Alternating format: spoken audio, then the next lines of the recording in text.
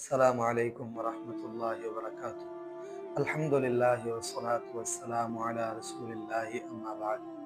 अज़ीज़ दोस्तों ऐं भाइरो, दुनिया में रहंदड़ हर शख़्स जी हिकिड़ी चाहत हूंदी आहे त दुनिया वारा उनखे पसंदि कनि। रसूलुल्लाह सल्लल्लाहु अलैहि वसल्लम जी हिकिड़ी ख़ूबसूरत हदीस जंहिंमें ॿ शयूं गॾु ज़िक्र थियल आहिनि। नबी अलैहिस्सलातु वस्सलाम इन हदीस के सैयदना सहल बिन साद अस्साइदी रज़ियल्लाहु ताला अन्हु बयान थो करे।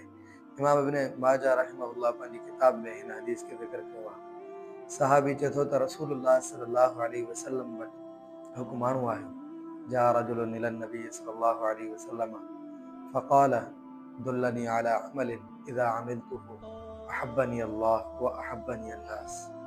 रसूलुल्लाह सल्लल्लाहु अलैहि वसल्लम वटि हिकु माण्हू आयो ऐं चवणु लॻो, साईं मूंखे को अहिड़ो अमल ॿुधायो जेको अमल मां पंहिंजी ज़िंदगी में कयां त मूंखे अल्लाह रब्बुल आलमीन जी मोहब्बत बि मिली वञे ऐं मूंसां माण्हू बि मोहब्बत कनि। नबी अलैहिस्सलातु वस्सलाम उनखे इन ई हदीस में मुकम्मल वज़ाहत सम्झाई।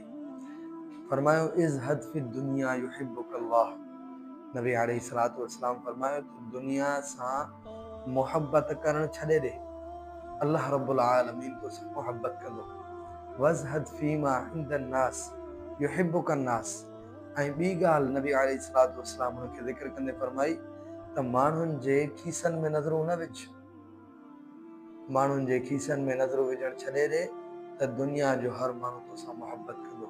इहो हिकिड़ो बहितरीन नुस्ख़ो जेको हिन हदीस में ज़िक्र थियल आहे। इमाम अलबानी रहमहुल्लाह हिन हदीस खे हसन दर्जे में ज़िक्र कयो आहे। अल्लाह रब्बुल आलमीन असांखे इंशाअल्लाह हिन हदीस ते अमल करण वारो बणाए।